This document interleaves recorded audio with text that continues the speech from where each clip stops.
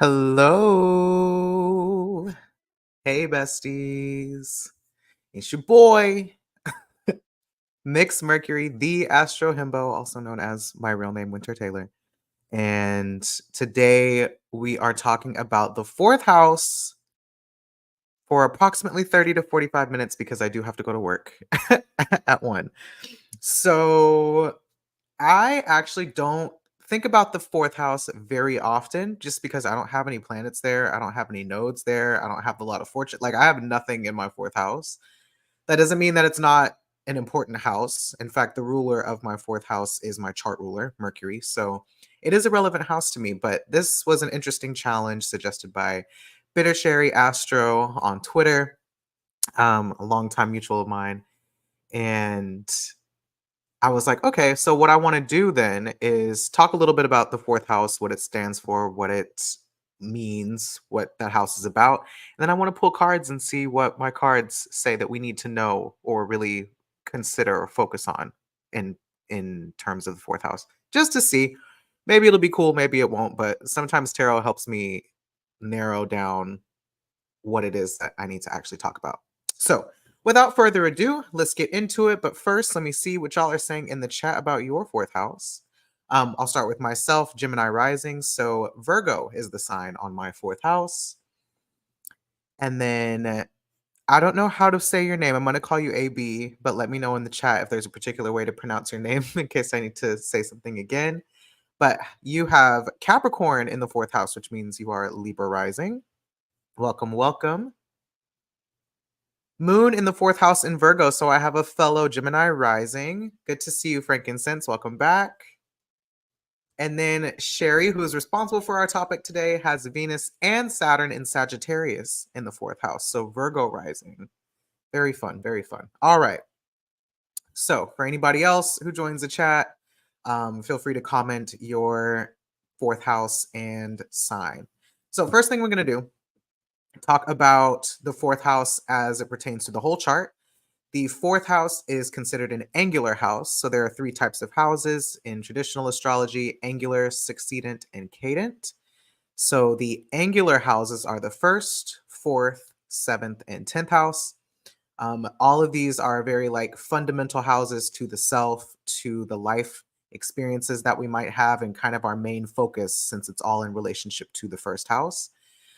These are the houses that allow us to take action and initiate things. They are traditionally ruled by cardinal signs: Aries, Cancer, Capricorn, and Libra. And the fourth house, I believe, is also known to be ruled by the sign, well, ruled by the moon, and sometimes the sign Cancer, depending on what lineage you follow. And so the fourth house, then, being the one angular house that is hidden away, in a sense, it's opposite of, daylight. It's more of a personal house. It is considered the lowest point of the chart, and oftentimes the IC angle falls within the fourth house. Not always, but most of the time. And so this is considered a dark house because there's just no light there. You literally can't see it. It's below the horizon at the lowest point. So to me, that makes me think about it as a place where we retreat. Um, in literal terms, the fourth house is the home, like the literal home and dwellings that you live in. It is the land that you live on or that you plan to accumulate at some point. It is natural resources and resources in a general sense. It can be farming.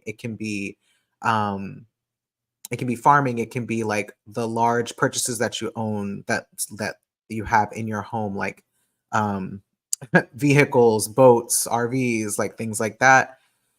And it is also, I think about it just more as the house of parents in general, like the people who raised you, parents, people who were in the home with you regularly.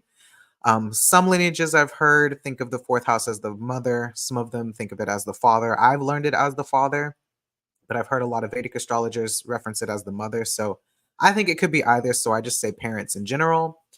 And it is also your foundations. So literally like your roots, like where you come from. I know some people put ancestry in the fourth house as well. I kind of am not 100% sure where I think ancestry falls in the chart. I think it could be a few places, but I could see why some would say that it falls in the fourth house.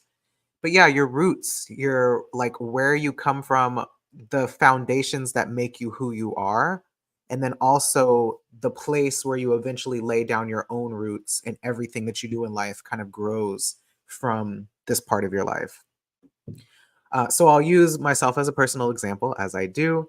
The fourth house for me, again, having Virgo there with no other placements, but my chart ruler is in Virgo, or my chart ruler is in Mercury in Capricorn as Gemini rising. The eclipses this year were in my fourth and 10th house. I believe South Node was in my fourth house, and the North Node was in my 10th house. Also, hello to Olivia and hello to Thickamus Prime in the house. Hello. Welcome in, everybody. So yeah, so for me, something that I noticed with these eclipses over the last year and a half was that my relationship with to my parents fluctuated a lot. We've since kind of worked through a lot of underlying issues that we had that maybe we didn't talk about very much, thinking about mutable signs and Virgo and Pisces having to do with miscommunications, misinforming, um, but also like criticisms and truth telling, telling lies, having information without context, lying by withholding or lying by omission or lying by commission, and just all of the ways that truth and trust have played into our relationship with each other. Again, truth and trust and discernment and certainty for anybody who has mutable signs on the angles. Those are truth and trust. Those are going to be things that really drive you to take action in your life. So knowing that that was a big part of these eclipses for me, something else, by this point, it's brought us a lot closer. We've had a lot of conversations and uncovered a lot of truths. And then this most recent eclipse, I actually moved out of my old apartment into a new one. And this is what was kind of interesting to me about that, because normally, like I said, I don't think very much about how the home that you live in and your housing is that big of a deal. And this is just a me thing, like not fully considering the weight that your actual dwelling has on your life. But obviously, it's important with the fourth house being an angular house. And this last move like changed my brain chemistry like completely. I have the moon in the first house, and we moved a lot. Moon in a Mercury ruled sign. We moved a lot when I was growing up, not cities, but we moved actual houses. So it would seem like 4 or 5 years, we would move into a new house. And then finally we stayed in one house from like third grade up until 2020, after I graduated college. So I was in that house for a really long time in my hometown. And then since I've lived here in Austin, I've moved 3 times. So I've technically moved 4 times because I moved back into my parents' apartment, but I've lived in 3 apartments. This is my 3rd apartment. So setting down roots and staying in one place as a Mercury ruled person, Mercury ruled 4th house, not really the vibe for me, but something that has been true for me is the way that I live in my home is very routine, very I like, all of the things in the right place. I like to stay somewhat organized. I can be a little bit messy at times too, but having a routine at home is really important to me. Um, Having a home that is well built and well structured is really important to me in terms of creating a sense of groundedness and security, thinking about having an earth ruled fourth house. Um, the architecture of the home that I live in and the actual infrastructure of the home. I think about infrastructure as a fourth house topic as well, and kind of a Virgo house topic too. Like all of these things, I didn't realize how much those were influencing my mental health, with Mercury being a sign around mentality. So moving out of the last house into this one, like the eclipses in the last apartment they coincided with like having issues with my appliances, issues with plumbing, issues with pests getting into the home, issues with the actual structure of the apartment. The AC went out. Like there were so many different things that had to do with the actual foundations and infrastructure of my apartment that were very on the nose.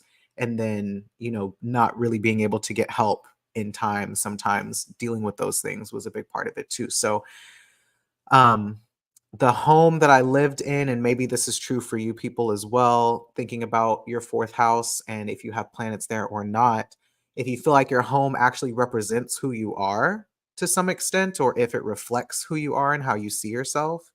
And if it's somewhere that you feel comfortable and somewhere that you feel like you can grow as a person and also feel a sense of safety and security. Okay, Abby JCJ. Okay, cool. Got you. Thank you for that. Also, hello, Samaje, Capricorn in the fourth house, another Libra rising. Pew, pew, pew.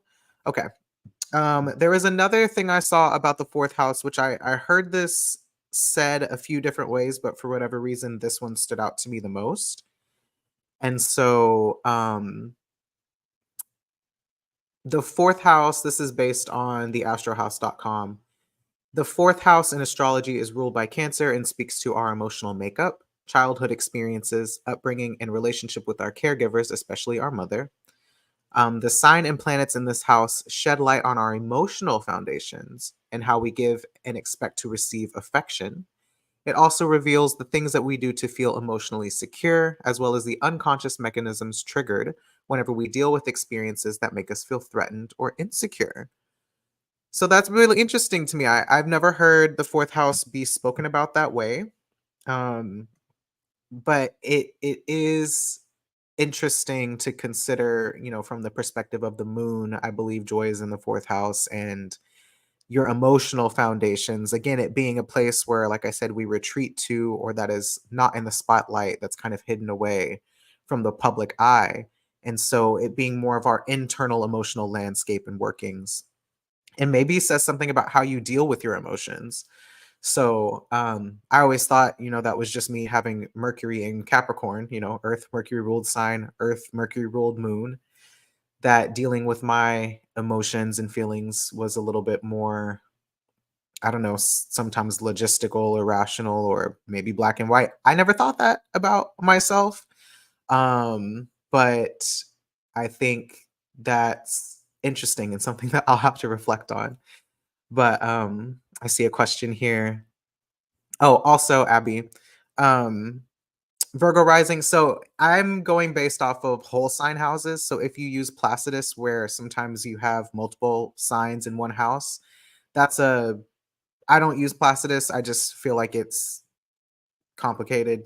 Maybe you call me a noob for that. I don't know, but I prefer to use whole sign houses because it's just a little bit easier to read through one sign per house. So that might be part of it too.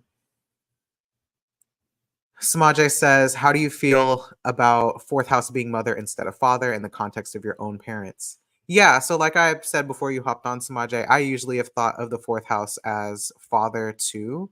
Um, but I can see why most people, or a lot of people, say fourth house rules the mother, since it is the sign Cancer and the moon in, like, quote, natural houses, if you're into that.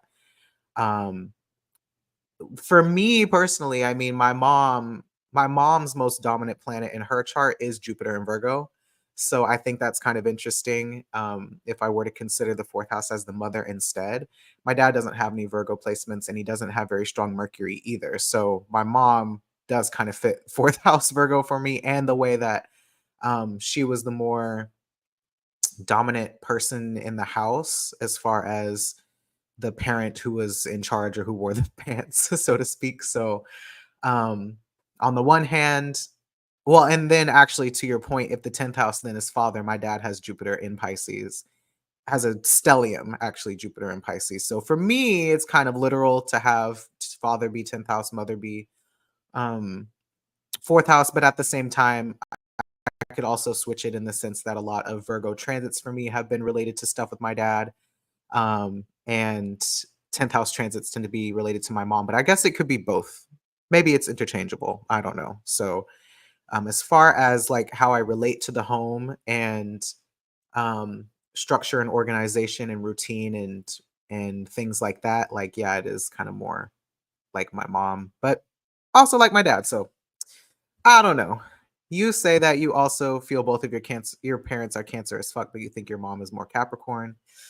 I'm curious for you guys. I mean, what do you think? I think maybe there's something to be said for the emotional foundations piece being more from your mother, but then that's also like a patriarchy thing, men not really being allowed to express emotions and sometimes men not really being present in general. So I don't know. Um, and then Thickemus Prime has Neptune in Sagittarius in the fourth house. Okay, okay. Another mutable rising. We love to see it. Um, Olivia says, so this means I intellectualize. Gotta go. Yeah, maybe a little bit. Hey, Kalia, welcome in.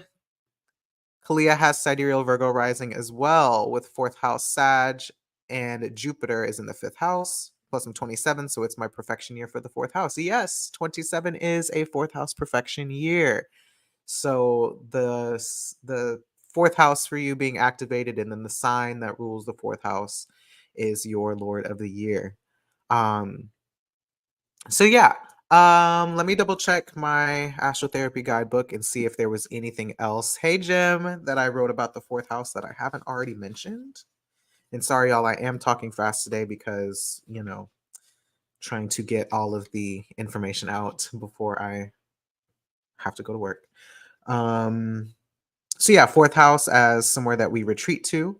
I did say father slash parents, housing, home, land, residence, farming, domestic affairs in general, or like this idea of domestication was another thing that came up for me thinking about the fourth house. Like the domestic duties of cooking and cleaning and uh, furniture and keeping up with the home, stuff like that being in the fourth house. Is there anything else? I think body parts, the stomach, the chest, and shoulders. Is shoulders third house or fourth house? Kind of like torso, upper body are the vibes for the fourth house. So let's see, about 15 minutes in, I'm going to pull cards and see what the cards want us to know about the fourth house as well. And of course, if you have any additional things you want to point out about the fourth house, comment below, wherever. As usual, I am using the This Might Hurt Tarot deck by Isabella Rotman, which is covered in oil because I always use my Maisha oils whenever I do spiritual work. So, yes, I'm going to shuffle here. See, what do the spirits, the ancestors, the tarot gods need us to know about the fourth house? Again, I'll just do a 2-card pull, maybe a third one if we need some clarity, and see what comes up. What is something else we should be aware of or that we should consider about the third house or about the fourth house?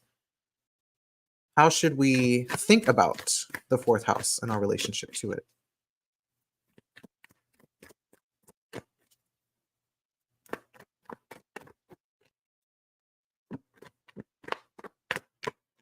I know Samaje is reeling right now that I'm about to pull some cards. So. Okay. Not that one. Very good, very good, very good. So,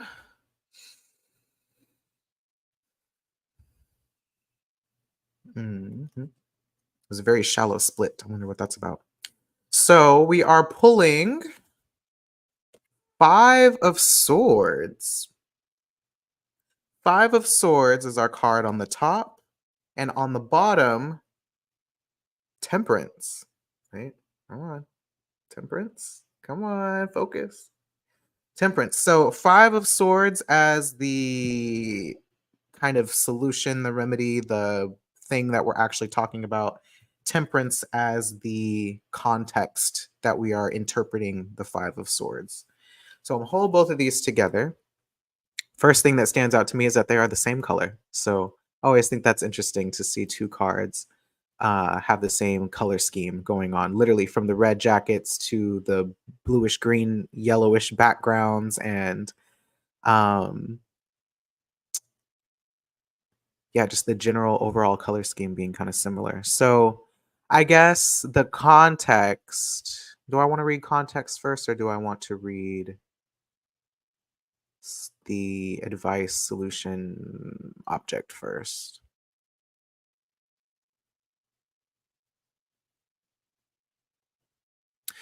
Well, 5 of swords. So if we look at this card, you'll notice the guy is holding, well, the person, because this is kind of a gender neutral deck. He's holding, I think these cards told me to call off today. So holding two swords in one hand, one sword pointed kind of towards the ground, two swords are in the ground. He's looking off into the distance at these two people in the background who are holding their heads kind of in agony and anguish. There's like an abandoned building in the background. They look like they're kind of in the outskirts of town. Um, and I don't know, this person looks like he's maybe contemplating the actions that he's taken and what he's doing with these swords. So sometimes in my mind I get 5 of swords and 7 of swords mixed up, but I know fives tend to be about conflict in some kind of a way. Or they denote some type of conflict, and then swords has to do with the narratives or the stories or the thoughts maybe that we're having about a situation, the words that we use, things like that. So keeping that in mind, um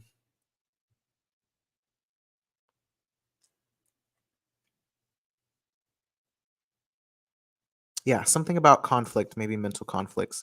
That's already making me think a little bit about retreat as a fourth house topic, but also like needing to go somewhere safe or comfortable or somewhere out of public perception in order to deal with like internal conflicts is what's coming up first. And then temperance as the context for the 5 of swords. So temperance is usually about like balance, harmony, alchemy, like maybe bringing two things together. If you look a little bit closer, I don't know if you can see. There's a cup that I think represents water and another one that represents fire. And then it trickles down into the land and also the water. There's also this kind of like androgynous angel like figure who has one foot on land, one foot in the water. There's a crown in the background, uh, kind of looking at nature. So it makes me think about bringing together maybe opposing elements uh, or opposing forces or something like that, and trying to find a sense of balance and harmony between those two, and seeing what can be cultivated as a way of harmonizing both of those differences. So, hmm. 5 of swords, I just cut off my fuck buddy because they kept asking for more than what made sense for the dynamic. Interesting, interesting. So I'm going to refresh my mind using the book. I know girlies don't love when you use the book. I'm going to use the book because I need a little bit more help tying this to the fourth house. See what I'm missing. What I like to do is like I'll sit with the cards, I'll look at the details, um, and then I read through the book to see like what stands out that I need to hear today in relationship to the particular topic. Smaja, I'm not reading your answer yet because I want to think for myself first, but I do see it. 5 of swords. You won, but you were a jerk about it. All fives show conflict or misery. In this case, the figure in the foreground has won. He has defeated his enemies and taken their swords. At first glance, we see a victory, but that victory is hollow. He doesn't need all of those swords. He can't even hold all of them. The unfortunate losers weep in the background. The man has won, but he was a jerk about it. When the 5 of swords comes up for you, there is a conflict involved. If you identify with the figure in the foreground, you will win, but the cost will be heavy. You will probably feel quite mixed up about it at the end. And alternatively, you may be the one crying figure. You may be one of the crying figures in the background, in which case someone is about to screw you over. If conflict is brewing, maybe cut your losses now and leave the situation. No matter who wins, everyone is going to lose. If the conflict has already happened, you are likely starting to realize that you lost as much or more than your opponent. The 5 of Swords urges you to reevaluate why and if winning was worth it, and if not, to find a way to make it right. as I'm reading about this, what I was thinking about actually was attachment styles. I was thinking about the whole emotional foundations piece related to the fourth house and, the moon and everything like that. And where like your conflict style within your family um, kind of lives in your body. And so you learn how to do conflict with other people based on your upbringing. So I'm going to say that, put that out there first. And then I want to read about temperance as the context for Five of Swords, which kind of seems a little bit more obvious now. But an androgynous angel stands with 1 foot on land, symbolizing the solid world, and one in water, symbolizing the unconscious. So we already have that 10th house, fourth house dynamic kind of popping up there with the solid world and the unconscious, fourth house maybe being more the unconscious.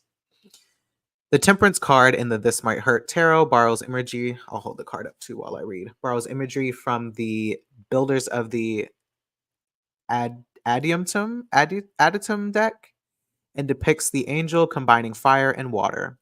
The merging of fire and water, multiple genders, and water and land all represent the combination of opposites. The Latin word tempare means to combine, compound, or blend properly. The modern definition of temperance is moderation and restraint. In these definitions, we can see the multi-layered meaning of the temperance card. Dichotomies are illusions. We can and should combine opposites within ourselves. In readings, the temperance card encourages you to act from moderation and bring disparate elements of your life together. If the temperance card comes for you at a time when your balance is all out of whack, then it's a call out. If the temperance card comes to you when you are trying to make a choice, consider that your options might not be polar opposites. If there is a middle path, take it. I once pulled the temperance card in a reading for a friend who was deciding whether to pursue a career or try to start a family. Interesting fourth house topic there, too. The answer was to do both.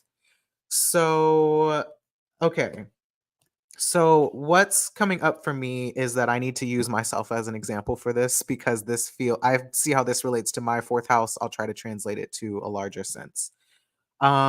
So with Virgo in the fourth house for me, if we're talking about emotional states, emotional foundations, conflict styles, and things like that, that come from how I grew up in my household, right? Virgo tends to be, like I said, very black and white. Sometimes it can get stuck in this either or way of thinking or way of seeing things. And especially in conflict, that can look like thinking like there is a right and a wrong. So maybe in this case, a right way to feel or a wrong way to feel, which is definitely something that um, I've had to overcome, or that there is a right answer and a wrong answer, that there's no like middle ground or there's no in between. So the temperance aspect of it is like, how do you find the middle ground, the common issue maybe that everybody is facing? And then rather than instead of trying to win the conflict by, asserting what is right or wrong, true or false, uh, and kind of disregarding the gray area, and instead just trying to be right and trying to win the argument, how do you actually find truth without sacrificing your own truth and disregarding someone else's truth?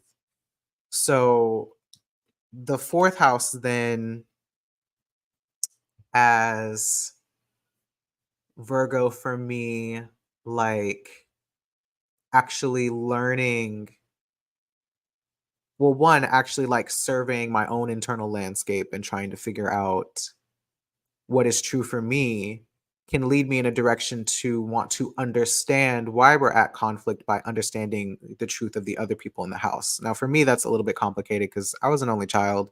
So it was me versus my parents all the time. And they usually had more of a shared reality than having a shared reality with me. Although sometimes, if someone was kind of more on my side, it would be my dad.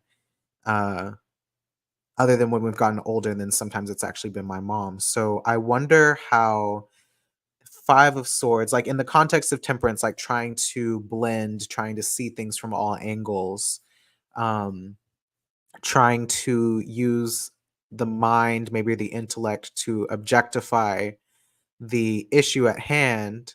And instead of only basing it on your perspective, how do you incorporate more perspective? Oops, bump the mic. How do you incorporate more perspectives um, aside from just your own? And use that as a way to problem solve or navigate the conflict. So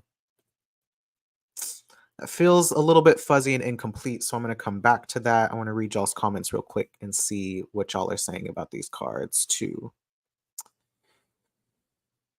Samaje says, rejecting people's influence over you as Five of Swords to emotionally regulate. Temperance by staying the fuck at home. I could see that though, honestly, like again, going back to this fourth house as a place that you retreat to find comfort, to find solace, to find peace, somewhere that feels comfortable and familiar to you in order to emotionally regulate, especially if we're talking about emotional foundations. That makes sense. And that's why you said you should call off. Very funny. Kalia says, this is literally my situation. I was definitely starting to feel drained by it and I was over it. So, yeah, I mean, I guess in general, like going away from whatever the conflict is to a place where you can reevaluate, where you can kind of find yourself, get back in tune with yourself, or find peace before going back out into the world. And so the fourth house being a place where you can do that, I think that definitely makes sense. And then Sherry agrees attachment styles would make sense for the fourth house. So that's kind of new. Like, yeah, conflict styles during upbringing. Yeah. Um, conflict styles making sense for the fourth house. That could be an astrotherapy interpretation, actually, for me. Hey, HP. Welcome in. Yes, I know I got a few more minutes left, but yeah, I like attachment styles as a fourth house topic. I hadn't thought about that before in the context of astrotherapy, but that's something I'm going to play with moving forward because it does make sense. Like, if the fourth house is meant to be your emotional foundations and your roots, and how your family negotiated conflict in your upbringing and how you are trying to use that as a way to um, navigate the world in general. Because the thing about attachment and attachment styles, I don't love that terminology, you guys know, but attachment in general, how we learn attachment, it's not just in like familial or romantic relationships. Attachment is everything in life. Attachment is your ability to commit to that work project or to go and actually apply for a job that you want instead of one that you just think that you can get. Attachment is how committed you are to your hobbies or to maybe sharing your hobbies with other people and your talents with other people. Attachment can be your relationship to money. It can be your relationship to your other um it can be your relationship to your finances, to food, to whatever. Like, attachment shows up in a lot of different places.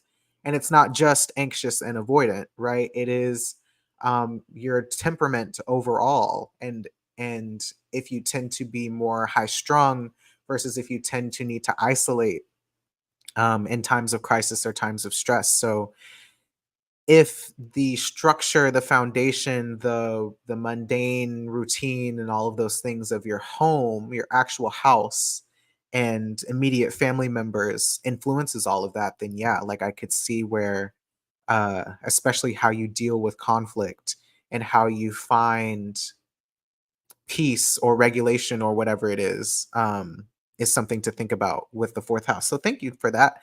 And HP, just to catch you up, um, I kind of talked about some traditional ways of understanding the fourth house, and then I asked the cards, what's another way that we could look at the fourth house? And we got uh, Five of Swords with Temperance on the bottom, which made me think about conflict in the home and attachment styles. So that's kind of how we arrived at this conclusion. Very, very interesting using cartomancy as a way to uncover new truths or new ways to think about the houses. I might have to do that more often because I never would have associated the fourth house with attachment, but now it makes sense.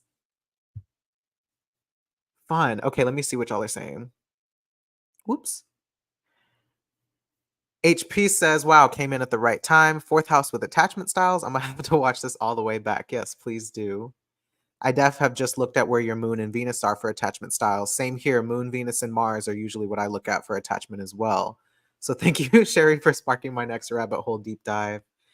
Um, where there is a relationship, there is attachment, and some styles vary based on the relationship. Exactly. You can think that you are more, one way or a type of way in a relationship and then be in a totally different relationship and show up differently, or the way that your relationships evolve over time can also bring out different uh, attachment dynamics for you. Another way that I've heard them described, rather than like the traditional anxious and avoidant, because there's multiple ways. Attachment is a spectrum. Is also like kind of more logic oriented versus more emotion oriented, right? So the thinkers versus the feelers, and somewhere in between. Some people like to approach conflict or attachment like rationally, and some people approach it a little bit more emotionally. Both are valid. Different types of relationships or different conflicts require different tools. So, having multiple tools, I think that's another thing too. Like, a question as far as temperance goes with the fourth house is, how can you learn how to embody the opposing sign, the 10th house, or even the first and seventh house in relationship to the fourth house? Like, how can you incorporate all of these tools, since the elements are usually divided by house, fire, water, air, and earth? How do you incorporate all of those tools into your attachment style, or your attachment, the way that you approach attachment in relationships? And how does that allow you to grow? Because remember, the angular houses are about personal growth and self development. How does that allow you to grow and expand your understanding of yourself, and how much of that was cultivated, can be cultivated in the home, your home life today versus how you grew up, comparing the two. Yeah, Sherry doesn't like attachment styles either because it's so diluted, and sort of like what pop culture astrology did to psychology is what I think you meant. And yes, totally agree. Like, it's been diluted so much into just this like either or thing, which is, it's not, that's not what it is. It actually has a lot more to do with your ability to repair in relationship. And it also has to do with like the confidence that your parents had in you to like venture out and explore the world as well. So it's usually more like your parents' disposition and temperament towards you, kind of like doing things, exploring life, venturing out, and their comfort level with you doing that, or how supportive they were of you doing that, versus maybe being like helicopter parents, or if they were very restrictive, or if they were very permissive and in fact weren't paying attention to you at all, like things like that. How much you had to do by yourself versus uh how much they interfered, or all of these different things. So yeah. um Yes, it's so flattened. I think they're useful as a base, but it's so much deeper than that. Right. It's a foundation that we leap from attachment styles, but it's not the whole of what that really is. And in fact, the two opposites, kind of going back to the temperance card, five of swords, things that seem like opposing factors with attachment, they're actually the same, but they express themselves differently. So yeah. Understanding yourself versus learning just to demonize someone else. Yeah. I feel like that really fits Five of Swords as well. Um, Something else that just came up for fourth house is like, who are you when nobody's watching? That's another one. Um, who are you when nobody's watching? And that kind of character assessment, like who you are in private versus who you are in public. Fourth house being a very private house, and very introverted house versus the rest, that which are more like public facing. This is just like you and your people, your close intimate relationships, and how you navigate those relationships maybe, or um how you see yourself in those relationships. So very cool, very cool. Well, now all of you guys are showing up, and okay, I'll stay on for 10 more minutes and then I have to leave, maybe 10 more minutes max. But yeah, I'm curious if anybody else has any comments about these cards, about the fourth house, anything that we mentioned but didn't get deeper into. Any other thoughts about the fourth house that you haven't seen? Hi, Eric. Hi, Dustin. Welcome, welcome. Hmm.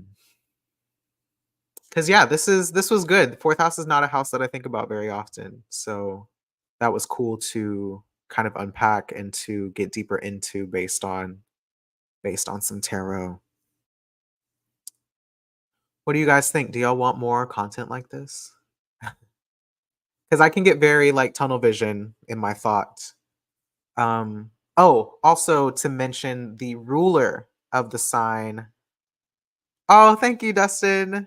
Just stumbled across your channel and knew immediately that you're my people. Well, welcome in. I hope you like it here. We do astrology, we do a little bit of tarot, we have guests, we do relationships and relationship coaching, all of those things. So I was going to say this is a very versatile channel because I'm a very versatile person, but I was thinking about, yeah, the planet that rules your fourth house and how that relates to um, your family and upbringing and how you keep the home or how you engage with your home life. For me, Mercurial, I heard somebody, another Vedic astrologer, mention the fourth house as like um, kind of like access to learn or how you learning. And yeah, basically like the resources you have access to in the home kind of contribute to like, do you learn via YouTube University? Are you self-taught? Do you go out to school or to university and have access to larger institutions, or what role does religion play or politics play, or all these different things in how you learn and take in new information? I think you should do all houses and pick a cards to help folks understand. Some folks Astro is like Greek and the cards help make it more accessible. Maybe. I don't really do pick a cards personally, so that would be something I would need to learn and see if I'm actually into. But I could consider that. Or if somebody else wants to do that. I think that's an interesting idea for sure. Doing all of the houses and pick a cards to help people understand. Eric, I'm gonna definitely need to catch up. Yeah, because I dabble in cards. It's not like my strongest tool, and that's not to say it can't become my strongest tool. My personal relationship with tarot is a little bit more personal, but then sometimes if I feel stumped in talking about things, it helps me to expand my thoughts on stuff. So yeah, uh, that would be interesting. I also like when other people pull cards and then I add my own astro influence into it, into the conversation, and doing it that way too. But yeah, I'm mostly just I'm mostly just pulling cards in my daily life series because the daily lives are meant to be random and intuitive and inspired by whatever I feel called to do that day, instead of it being like a specific focus, so that I don't get bored or get procrastination, self-doubt things around uh the lives. So yeah. um I also just like this deck because it's easy to read. I have a few other decks too. I have the Blackest Tarot. I think, is it Blackest Tarot? Not Blackest Tarot. What is it called? I don't remember, but I have one of those tarot decks. I have the Gentle Tarot. I have a small Lenormand deck, Pixie Lenormand or something like that. So I have a few different ones that I like to play with as well. But this one's probably my favorite. It was my first deck, and it's still my favorite reigning. HP says I'm down to collab. Eyes. Yeah, we could do a collab on that for sure. I know I still have what, 15 days of lives left, 15 or 16 days of lives left. So I will definitely be having more guests. So maybe we can plan a day to do a little chat. But for now, that's all I'm going to do for today. Thank you all for showing up on this nice middle of the day chat. Glad that y'all could be here. Thank you for participating in the conversation. Thank you for tuning in. If you haven't already, before you leave, please like and subscribe. Like the video, subscribe to my channel so you can get notified whenever I do a live. I try to plan them out at least 2 hours in advance minimum if I can, with the topic. But if you have a topic that you want me to discuss, please message me on Twitter at mixmercury.com, or not at mixmercury.com, just at mixmercury. But if you are interested in readings, if you are interested in coaching sessions, if you are interested in any of the work that I do further, astrotherapy, um, solar returns, regular sidereal birth chart readings, check out my website. The links and plugs, of course, will be in the description like they always are. Mixmercuryastro.com. yeah, follow me on Instagram, follow me on Twitter to get also updates whenever I am gonna go live. Yes, also book the shadow work reading. I have a secret sale going on that I'm only talking about in these YouTube videos. 50% off. Yes, 50% off of the Learn Your Sidereal Birth Chart reading, the shadow work reading, personal year ahead reading, and the what the fuck is going on in the sky reading. 50% off if you use the code YT50, and the sale only lasts until Sunday, October 20th. So it is a secret sale. My Patreons know about it. If you watched the live yesterday, those people know about it. I will only be talking about it on live. I won't be talking about it anywhere else. You can also tell a friend if you would like. But in the meantime, yeah, help me grow my YouTube channel, and I will have more things to offer you guys moving forwards. Feel free to leave a tip as well. My handles will be in the description, but I will post one here. Winna Fresh on Cash App and Venmo. Just like that. If you just want to show some love and appreciation monetarily, I'm always open to receive. So that is all. We were here for a solid 45 minutes. Thank you so much. I will see you all next time. Peace. Cue music. Cue music. There it goes.